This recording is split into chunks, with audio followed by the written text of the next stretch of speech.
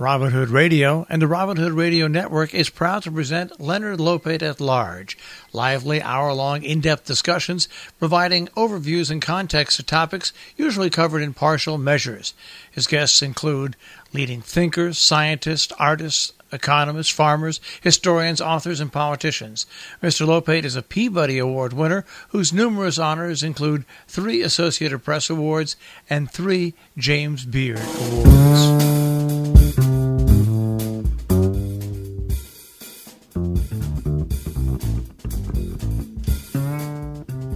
And welcome to Leonard Lopate at Large. I'm Leonard Lopate. Food writer Andrew Smith's 2008 book called Hamburger, A Global History launched the Edible series. Each book in the series focuses on a single food or beverage. Each has a distinctive yellow cover and is filled with photographs and recipes and a history of its subject. 76 books have followed the Hamburger book, and Andrew Smith, who also serves as the editor of the series, joins us now, along with Judith Weinraub, who's written about the global history of salad, and Ken Albala, whose book was about the global history of nuts. The series is published in this country by the University of Chicago Press, and I'm very pleased to welcome Andrew Smith, Judith Weinraub, and Ken Albala to our show. Hello. Hi there. Andy, Hello, let's from Andy. Andy, let's begin. Howdy. Andy, let's begin with you because you started the series and you're the editor. When did you get the idea of writing books on the histories of single foods? Well, I got the idea probably about 30 years ago, and I started writing university press publications, which were highly documented and well footnoted, and they reached a very good audience of university people who were interested in academic work. And my real thought was that it really needed to go to a much broader constituency and that there were really exciting stories that had not been told before. So in 2007, we started the Edible series, and the first books were published the following year. So you're aiming at home cooks or general public, not at we're scholars. aiming at people. We're aiming at people who are interested in history and interested in food, and so it's a really broad audience. And we've had those who have been authors are a wide, diverse group, some of which are academics and some of which are really good writers and some of which are food writers. So it's just not a hodgepodge particularly, but a good, diverse group of people and a good, diverse group of topics. Is the history of a food or beverage a good way to talk about history in general? For me, that's how I started. It was really, I was trying to teach history to large numbers of people, and the question is, how do you do it in a way that can connect to people who are not history majors or are not really into history itself? And what I found was, as soon as you started talking to people about food history, there was an immediate interest in topics that they hadn't realized that they were fascinated by. I mean, every day you eat food, and if you can associate those foods with what people eat every day with history, it makes a lot of sense, and people loved it.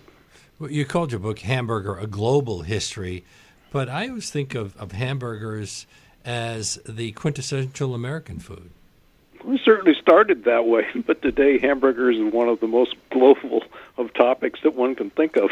There are literally 5 million people who are working on or in fast food establishments, most of which are hamburger chains throughout the world. And they certainly change. If you go to India, they're not going to sell beef. They're going to sell chicken and vegetarian burgers. And if you go to the Middle East, they're not going to sell pork burgers or something of that sort. So it's diverse, but it's now a global species. There's no country that you can go to today that doesn't have a hamburger stand of one sort or another. Didn't they grow out of the idea that raw lean beef chopped and spread on bread was the best way to eat beef in the 19th century? It started. The hamburger itself was started in the late 19th century, and the German immigration came into the United States. They did bring Hamburg beef in it. That at that point. So it's named after Hamburg, the same way that Frankfurter is named after Frankfurt. Well, in this case, there actually is a reality. I just want you to know, in 1962, I went to Hamburg as a teenager, trying to find out I just wanted to eat a hamburger that was original, and of course there was at that point no hamburger sandwiches in Hamburg, Germany. That's before McDonald's opened up a branch. That was not until several years later. But at that point, there was no understanding at all. But if you look back historically, Hamburg beef was considered a prestige item, and it was a part of Germany that there was great cattle production. And if you look in English cookbooks, there were all sorts of discussions of Hamburg beef. And when it came to the United States, when German immigrants came to the United States, they were served in German restaurants. And the problem was if you tried to shift it from a restaurant, in this case it would have been served with a knife and a fork, and you had to eat it in that way. But when you immediately began to move an idea into street food, you couldn't serve it with a knife and a fork and a plate. So they literally put a bun on the outside. And the first evidence that I could find of that is in the early 1890s in Chicago. And what's surprising about this is in a very short period of time, about 10 to 15 years, it was identified throughout the country as something that was being quintessential American food, which is why our image today is that the hamburger sandwich is quintessentially an American food. So it really is a fascinating story of how it went from literally a street food into mainstream America, and then from mainstream America into the rest of the world. Actually, it started at steak tartare, and then, as you tell the story, Dr. James Salisbury believed that eating raw beef caused disease, and that's why we have Salisbury steak? That's absolutely true. Salisbury steak was a product that came shortly after the American Civil War, and Salisbury was trying to figure out a way to help veterans who were wounded during the war deal with all sorts of issues that were caused by the Civil War. And so one of the things he came up with was Salisbury steak, which isn't necessarily what you think of as Salisbury steak today, but it was something that could be relatively easily consumed. And it was picked up as a health food, and that today it's a surprise to think of hamburgers as health food, but that's what it was looked at that point. It was something easy to digest for many people who had digestive problems. And then Walter Anderson, a short order cook in Wichita, Kansas, comes into the story. Yeah, it starts off as a street food, and Walter Anderson was one of the street food purveyors, and he opened up a shop, and it just so happened that he connected with another person who figured out, why don't we begin to franchise this, not franchise it, but begin to open up other operations that were called the same thing, and that's the beginning of White Castle. Because the first restaurant had turrets? It did, and many of them still do, but their goal was to use architecture as a way to advertise their product. So if you saw a white turret, which was a example of of a Chicago water tower that actually survived the Chicago fire of that time, and it was something that people would have been very familiar with. So as you were driving along in your car, you would see the turret, and you knew exactly what you were going to get. So it was standardization, and it was multiple. It was the first real fast food chain, and it was a tremendous success. And that was a model that was followed by many other fast food operations after that. So standardization was an important factor. They were ensuring that every burger in every location was exactly the same. Did they do for burgers what Henry Ford did for cars?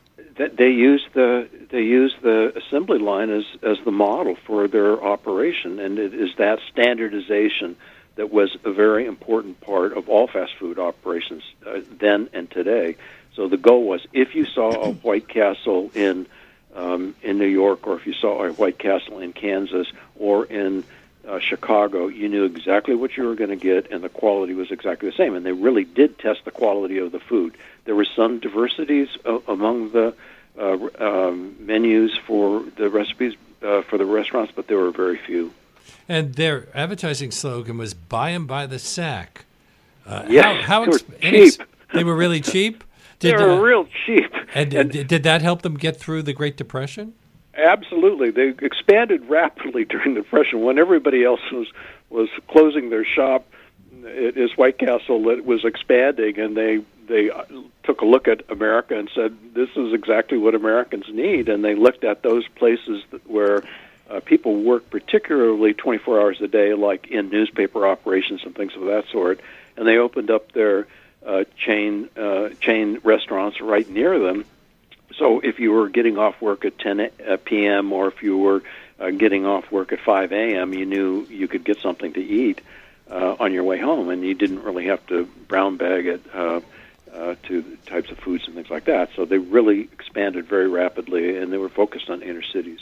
And they also, were they the first ones to come up with the concept of building their own infrastructure, centralized bakeries and meat supply plants? They even manufactured their own paper products. They absolutely wanted to centralize and control everything. The problem with hamburgers on the street was you had no idea what was inside them. And so, like my grandmother used to put, rice and anything else that she had left over, she put that into the burger. Well, the street food people put all sorts of things, and that people didn't really know whether it was actually beef or not. So at least with White Castle, the goal was they wanted to maintain quality, and the only way you could do that was with centralization. And so it was a very successful model that, again, was something that was virtually followed by every fast food operation thereafter. But did they keep it in the family? Did they ever offer it to franchisees?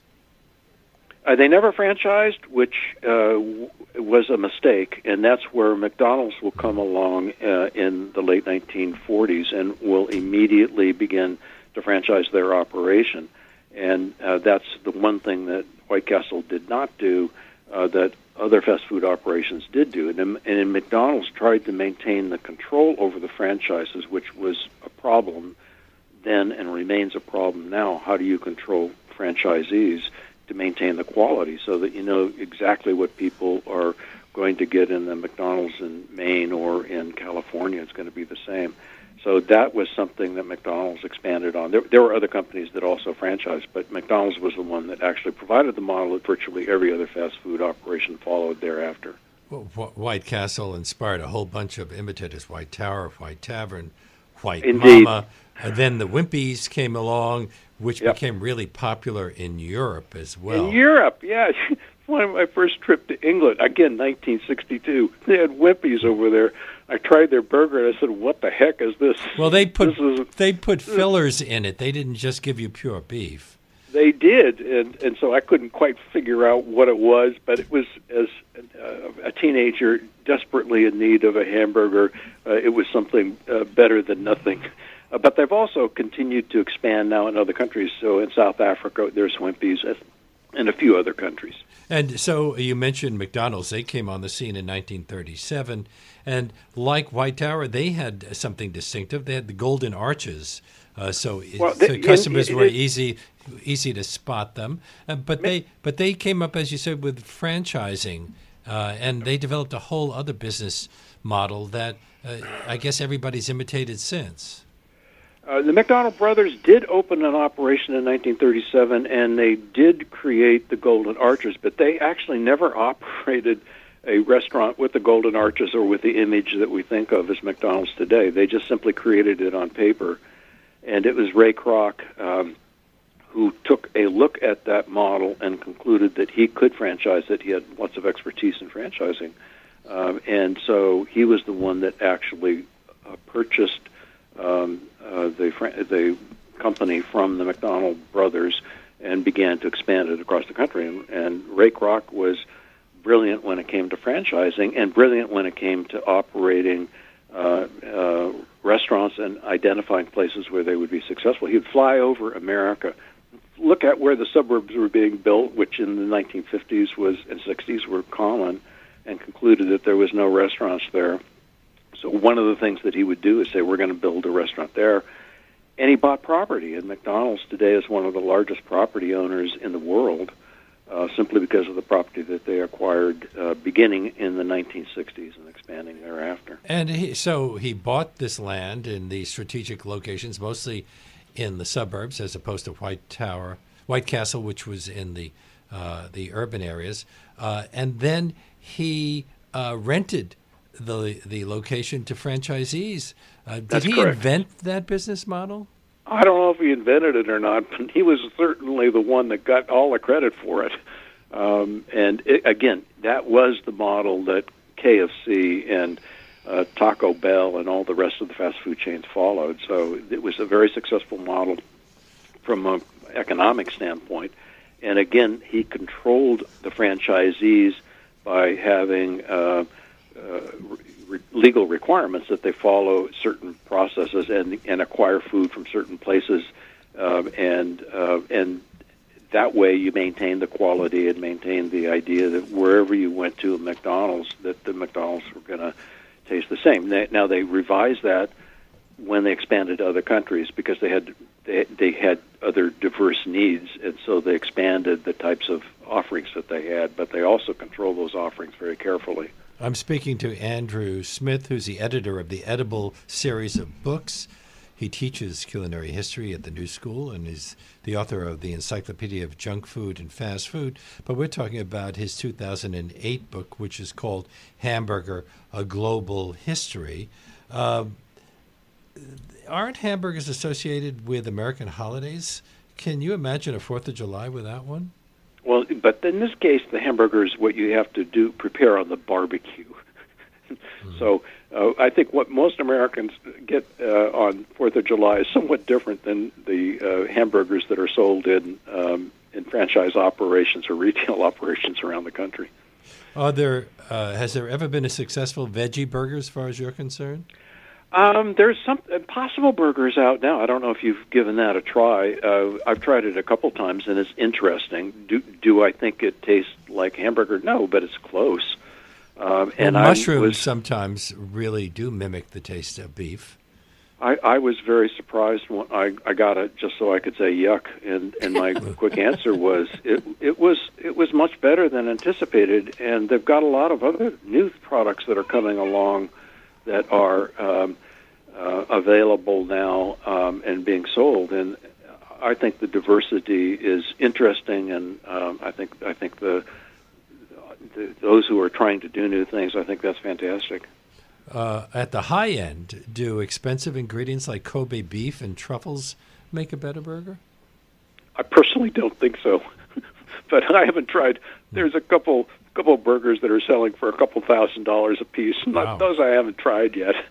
I mean, the idea behind the hamburger was it's inexpensive and it was quick and it was easy, and it didn't require a lot of work, and it is relatively tasteless, and you can put whatever flavorings that you like on it. So if you like ketchup, you can put that on it. If you like mustard, you can put that on it.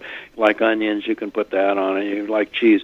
So you can add flavorings in, so it's a relatively neutral product that can appeal to whatever you want. And now, to me, did I try Kobe beef? And the answer is yes.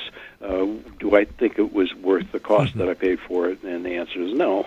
Yeah. But that's me. Well, that's like buying a $1,000 champagne. Is it really that much better than a $200 champagne? But anyway, well, that's a whole other. If you buy it for me, the answer is absolutely.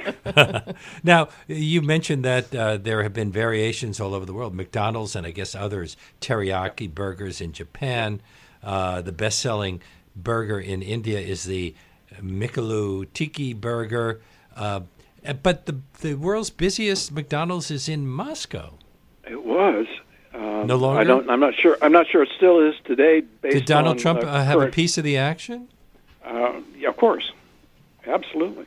I mean, they're all franchises. So, I mean, in this case, what they do is they have a person who organizes the franchises, and so it's a little more complicated. But every burger that's sold and every French fry that's sold in Moscow, a percentage of the profit goes back to McDonald's corporate organization. They have been criticized on a number of fronts, from food safety to environmental harm and anti-union activity.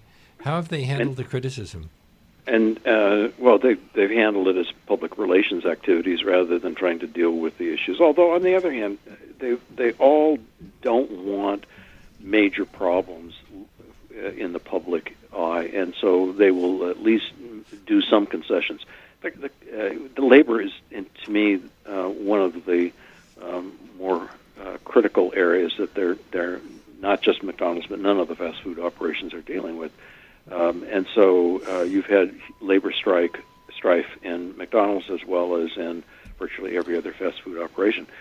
The only solution appears to be cities and states now that are demanding minimum wage that is like in New York City now it's $15 an hour, which at least gives employees a not a decent wage, but a wage that's better than what they would have gotten otherwise. So I think those labor problems are still an issue. It's particularly a problem with a number of the chain operations and franchisees, which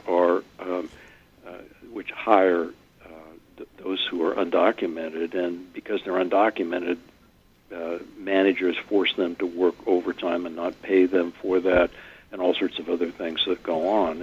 And I think those are issues that are slowly being resolved within the industry as a whole, with McDonald's in particular. There have been 77 books in the edible series. Andrew Smith is the editor and the author of the first one. Joining us also today is Judith Weinraub, who is a former longtime reporter and section editor at the Washington Post and winner of 2 James Beard Food Writing Awards. And she has provided us with the book on Salad, A Global History. At a certain point, Judith, McDonald's started offering salads.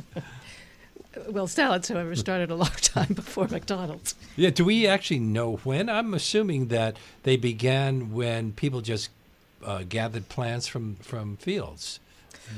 Well, they certainly wild plants. Possibly, but if you're thinking about a salad as a dish, presumably it's when you're talking about a meal, and it would be a dish of greens that accompanied meats or fish as a contrast in heat and texture. And during the Roman Empire, only lettuce was considered okay to eat raw, but they did eat a lot of meat. Did they see the lettuce as something that would balance off the texture of the meat? Perhaps. I mean, certainly it balances it, again, as a contrast in heat and in texture. And meat could be gamey when it was, for example, people eating venison or wild animals. So the vegetables would have had a kind of a calming effect, wouldn't they? A pleasant contrast. They would have, but I have a feeling if you were eating venison, you were gobbling up venison and you didn't really want too much of a contrast. But it does, as I say, provide, a distinct contrast in heat and in texture, and people seem to crave that. And I mentioned that lettuce was the only vegetable that was eaten raw in the Roman Empire. But were they grown by the Romans, and was there a range? I'm sure they didn't have iceberg lettuce, but no, they were probably smaller, and maybe in some cases even more bitter. But we don't absolutely know for sure exactly what they grew. What kinds of medical benefits was raw lettuce believed to have had? Well, it's rather interesting. Presumably, they didn't have medical benefits, but certainly. And in recent cases, some lettuces have caused medical problems. Although we've just recently been assured that crisis is now over. It's also worth noting that only privileged classes would have had access to these kinds of foods, where you could actually choose some kind of a protein and choose some kind of a vegetable, so that the lower classes, unless they lived or worked on farms, wouldn't have had access to anything resembling a salad. Since individual foods were thought of as components in a complete diet, how did raw lettuce fit into the theory of the 4 humors? Well, that is fairly complicated. The theory of humors was a dietary, medical, physiological, and physical system where individual foods were considered to have good properties on a spectrum of properties described as hot, cold, wet, and dry. The body was seen as a balance of those properties, and ideally the foods that you put in yourself were considered altogether a balance of those properties. But it's interesting that lettuce and not all sorts of other things were allowed. Galen of Pergamon, for example, a 2nd century doctor, learned about anatomy by working with injured gladiators and adjusting their diet to rebuild their strength. And he wrote a book about it, on the power of foods. He believed that lettuce cured insomnia and was good for teeth. Well, yes, he did write that. He was, I think, a fascinating person because he, drove so deeply into all of that. He addressed the cold nature of fruits and vegetables, not so much cold in the sense of, hot cold, but a cold nature, when eaten, a cold nature within the body. Where did he come up with this theory? He also believed that cucumbers were a problem. They could cause malignant fevers. Where? I don't know. I mean, presumably the observation was the logical thing that he looked at. I've eaten cucumbers No? all my whole life, and I've had all sorts of problems in my life, but not malignant fevers from cucumbers. Well, maybe in the 1st century or 2nd century it wouldn't have been so reliable. Things did change by the early 19th century. Jane Austen has her characters eating cucumbers. Well, she was an observant young woman. Now, another salad staple is the tomato, and that didn't come to Europe until the Columbian Exchange. It was enjoyed by the Aztecs, and didn't many Europeans, at least at first, consider it dangerous? I have to defer to Andy on this. Andy is the tomato expert, so if you can get him back in the conversation. It's a tough job, but somebody had to write about the history of the tomato. The quick answer to the question is yes, some considered it poisonous, but the vast majority of people in southern Europe, in Spain and in Italy, for instance, didn't consider it poisonous at all. So, well, southern Italy anyway. The Spaniards controlled Sicily and the south of Italy, and so when they brought tomatoes in, they became very popular, and that's why we associate tomato sauces and everything with that area. But the French considered it dangerous. They said it was a nightshade. It slowly immigrated from southern Europe into northern Europe, and it wasn't just that it was potentially a nightshade, which was considered poisonous, but it was the leaves of the tomato plant are something that you don't want to consume, and it was related to poison ivy. I don't know about poison ivy, but it was related to you're not supposed to eat it, or if you do, you need to make sure that you boil it and get rid of some of the things in it that will cause trouble. But the quick answer is, in Northern Europe, they had this view that if something was cold, and they identified all foods with different characteristics, it was not good to be consumed in a northern country because they're cold. But it was okay if you're a Frenchman or if you're an Englishman and you go to Spain or you go to Italy, you can eat tomatoes there because that's a warm country and it's quite possible to eat that. So you have all these complex systems of going. But clearly, tomatoes were not consumed as frequently as they were in England and in France. But even in England, you have people eating them by the late 16th century. So it's not just because those things appeared in herbals and other academic works. It doesn't mean that necessarily people followed them. Didn't the acidic nature of tomato juice interact with pewter plates that were commonly used in those countries? I don't know. I don't have any evidence for that. Well, we are talking about food with three of the contributors to a series of books from the University of Chicago Press, also published in England by Reaction, Reaktion. 77 books so far? Yep. And Andrew Smith is the editor.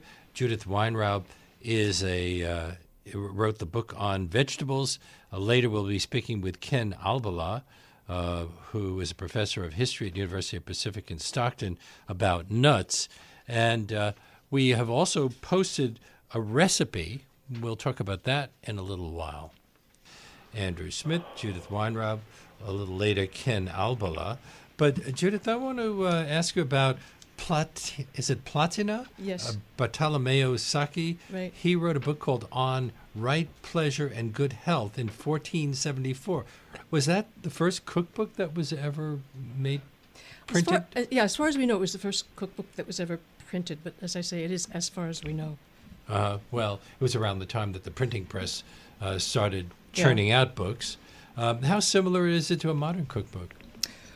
Well, a modern cookbook has, a very specific purpose in giving you absolute instructions, and that, although certainly instructions were given, first of all, it wouldn't have been as widely available. So I think certainly it was for a higher class of people obviously who could read. And he recommended that you should eat the salad before the rest of the meal. Isn't there still a difference of opinion if salad should be eaten before, during, or after a meal? Well, there are truly no rules now. It's personal preference. I mean, on restaurant menus, it's usually listed high up before the main dishes. I think it's not so much a difference of opinion as, generally speaking, tradition and personal preferences. Can we follow any of those recipes? Which ones, the Platina? From Platina, or later, Sure. The ones in Giacomo Castelvetro's book called The Fruits and Vegetables of Italy. That's not currently high on my mind. But I assume they could, because there's nothing truly complicated about assembling fruits and vegetables. In that book, Castelvetro advised washing greens carefully and then drying them on a clean linen towel. And he calls for a salad dressing with a little vinegar and lots of oil. It sounds like some things never change. That is very ancient. Yeah. Well, it works. Then I'm going to jump ahead a bit. We have Richard Hellman, who was a deli owner in New York City in 1912. He came up with the idea of selling mayonnaise in 1-gallon stone jars. Now, Hellman's is only available on the eastern part of the United States because the same mayonnaise is available on the West Coast as Best Foods. But did that change everything? Did that change the way people ate salads as well? Well, you have to give him credit. I mean, he saw the commercial possibilities of mayonnaise, which was, terrific. First selling jarred mayo in 1-gallon jars, then smaller and smaller, so that individual homes could have them. And in fact, the demand for them got so great that he closed his other business and concentrated on marketing mayonnaise, primarily through places in the New York area. I mean, that is, they were the sources, not the buyers. And that led to a whole bunch of other mayonnaise-based salad dressings: Russian, Thousand Island, Green Goddess, all sweeter than vinaigrettes, and I'm assuming that's one of the reasons that they have some appeal. But I've always wondered why potato salad, chicken salad, and tuna salad are called salads. The only green in them is, in some cases, celery. You hit it, right. Well, they're cold. They're cold dishes, and I guess that plus the celery turned them into salads. For a long time, Jell-O salads were really popular. Have that craze kind of died out? Yes. Do you understand why it even happened? What fruit or vegetable was typically suspended in the Jell-O? Well, not necessarily anything, really. But you could stick marshmallows, you could stick nuts, just about anything you wanted in Jell-O. Although presumably you had to wait until some of it was partially set, then added that heavier object, and then put down the rest of the Jell-O. We've been concentrating on Europe and the United States. Are salads eaten all over the world? Do Asians and Africans have traditions of eating salads? Well, not European-American style salads, except for places like big hotels and that would cater to an international audience. Wasn't eating raw food considered barbaric in China? Honestly, I don't know. I mean, I'm just not an expert on food traditions in China. Salads are such an integral part of dieting. Don't most people think a salad is healthy, even if it contains cheese, bacon, and croutons. A taco salad with guacamole and sour cream can be well over 1,000 calories. Well, that is indeed problematic. Obviously, it depends on what's in the salad, whether or not it's good for someone who's trying to limit their calories and fats. Certainly, you wouldn't want to put meats or cheese or croutons or fatty dressings in something that you're eating to try and lose weight. Now, these days we have salad bars where patrons can actually assemble their own salads. You think that's a good idea? I'm not crazy about them. I think there are too many hands involved, both in the preparation and people breathing over them. It is certainly a way to get salad preparations, but I'm a little cautious about them myself. And then there are the problems of bagged and washed greens. While they're convenient, sometimes they become carriers of foodborne illnesses. What about main dish salads? Doesn't the salad niçoise go all the way back to Catherine de Medici? It could. She certainly, when she came to France when she was 14, and she did bring an assortment of culinary workers and kitchen workers and with her. And changed French food. And we think of French food as the highest level of cuisine, and yet before Catherine de Medici came, it wasn't. She really changed that whole culture. Yes, and of course, Italians had access to more fresh fruits and vegetables to put in their foods than people any farther north.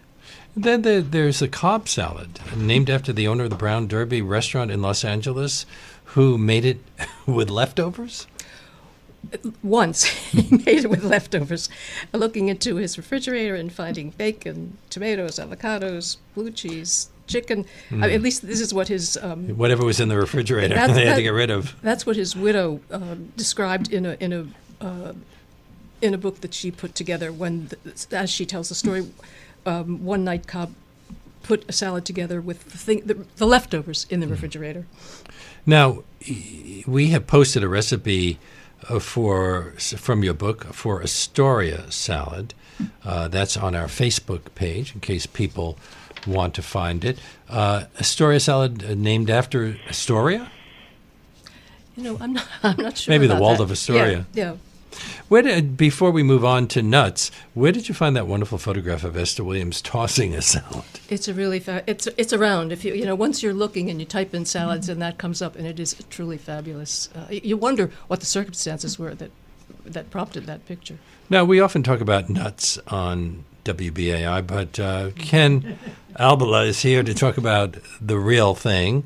He's a professor of history at the University of Pacific in Stockton, California, and the author of Nuts, A Global History. Since this is a book about food, is the definition of a culinary nut different from a nut in botany? Yeah, there is no such thing as a nut in botanical terms. Some are the seeds of plants, some are drupes, some are, I think... it's kind of like the way we divide up fruits and vegetables is based on how they're used in the kitchen, not any real botanical definition. So no, there are technically botanical nuts, but many of the things we eat are not nuts. Are they considered fruits or seeds or a combination of everything? Both? All over the map, yeah. So some things which we would consider nuts, peanuts obviously are a legume. They're not even close. But some things like, for example, an almond is the inside of a seed. It's really not a nut. A nut is technically, has a hard outer shell and then the seed inside of that. But there's all sorts of things we eat as nuts that are really not. And almonds go back a long time. Weren't pistachios and almonds mentioned in the Bible? Yeah, apparently they are. And they're kind of staples through the Middle East in the cuisine and used in all sorts of interesting ways we would never think of today. People are usually very surprised when I mention that almond milk was a staple in medieval cuisine, and it's quite different than the one that you get now, which has very little almonds in it. It's mostly flavoring and sugar and, almond extract. But in the past, they used to just blanch them, take off the outer seed, pound them up, add hot water, and pour it off.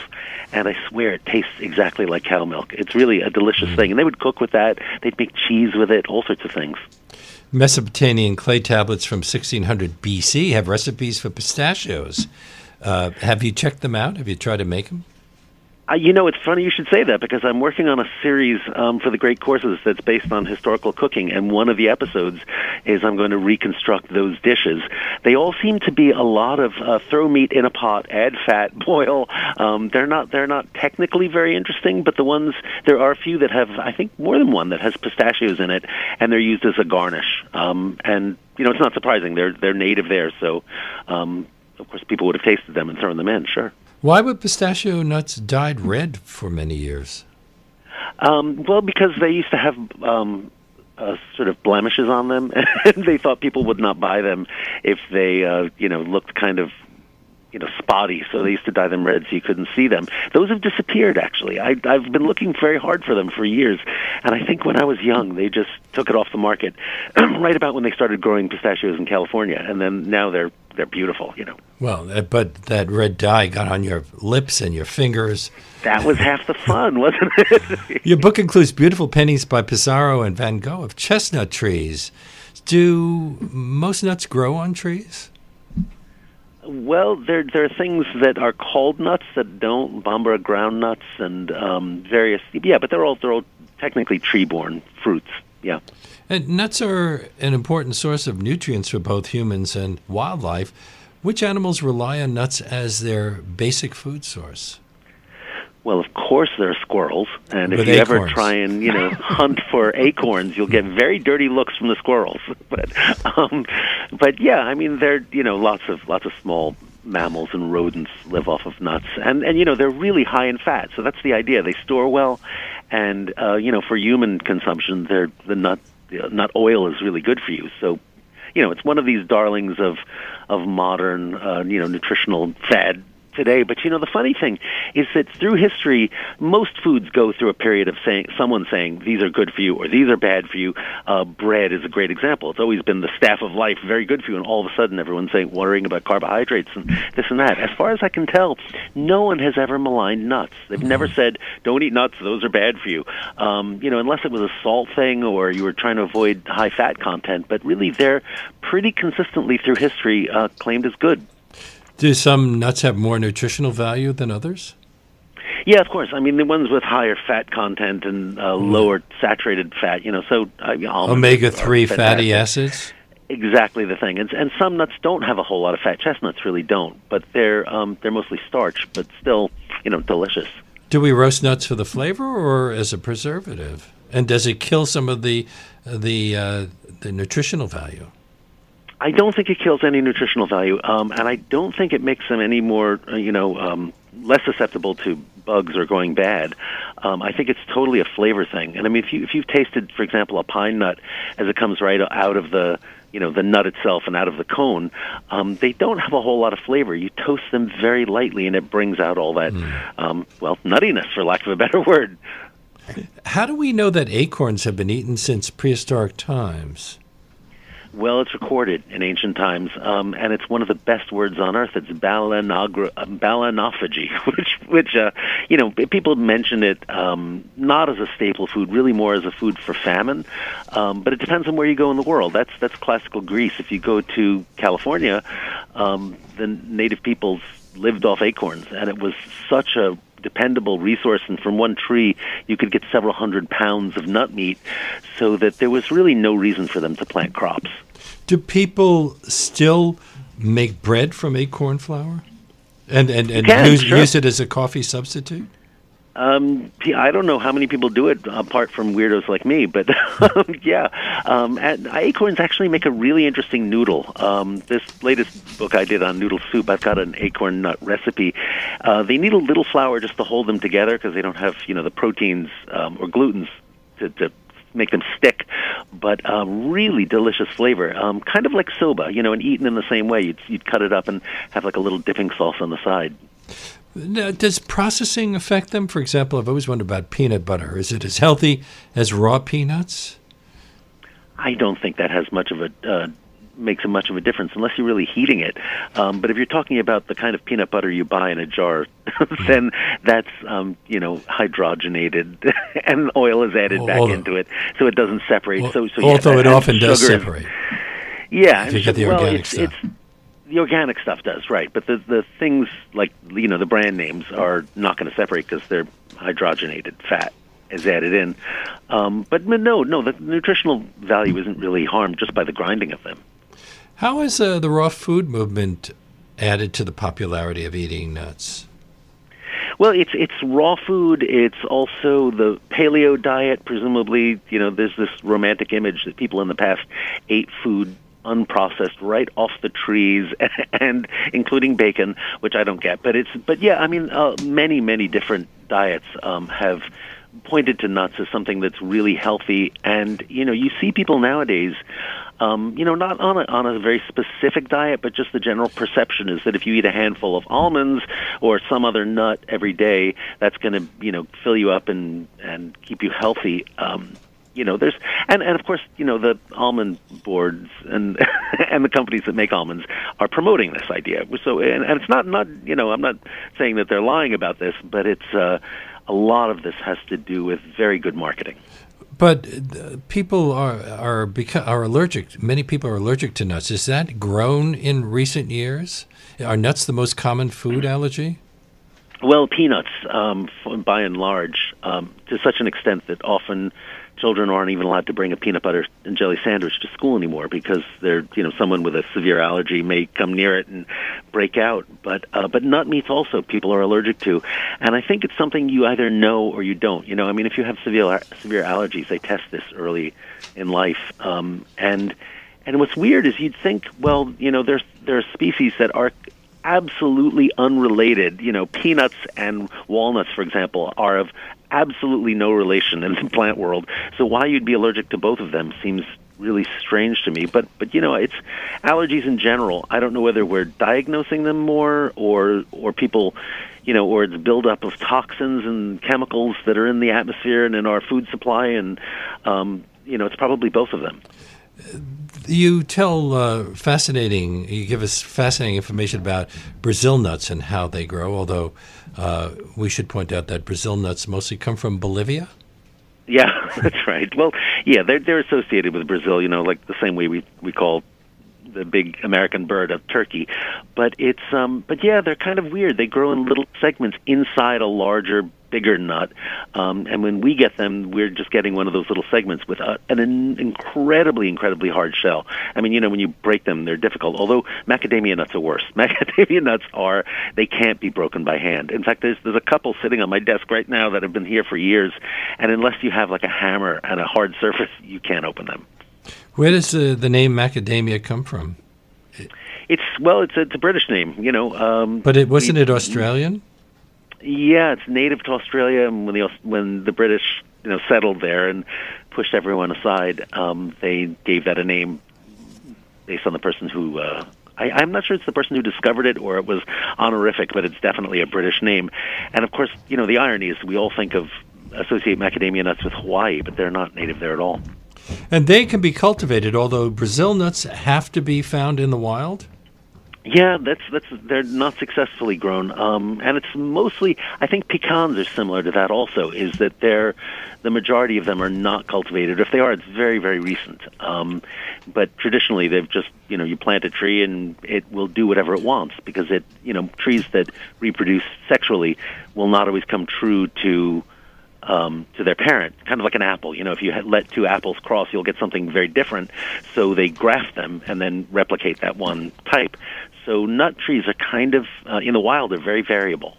Sometimes they're bigger, sometimes they're smaller, whatever. It's against the law to cut down a Brazil nut tree in Brazil.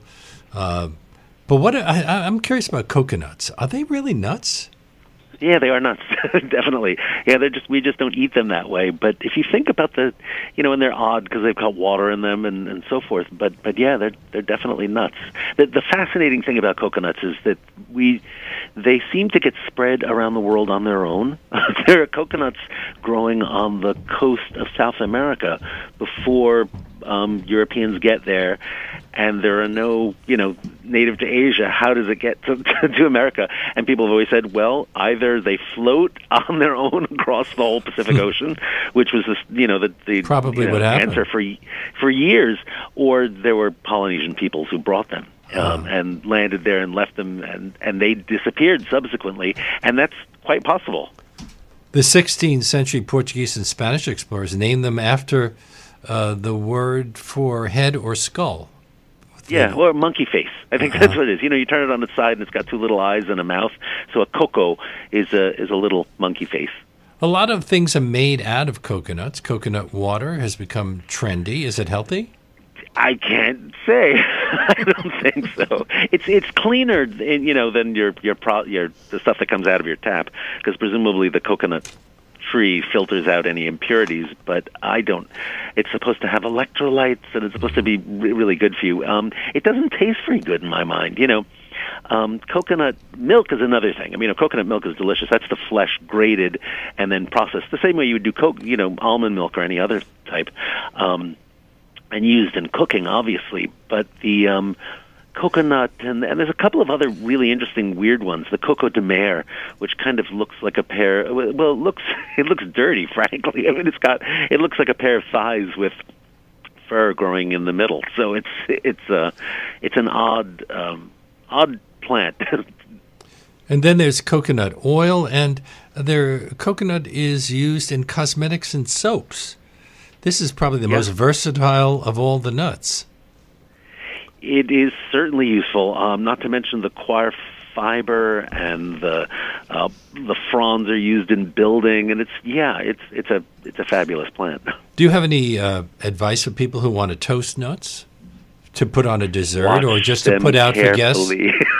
Watch them. Well, they burn so easily. That's the thing. I bet you ask any cook, have you left a pan of nuts on the stove, while you turn away for 1 second, they're burned.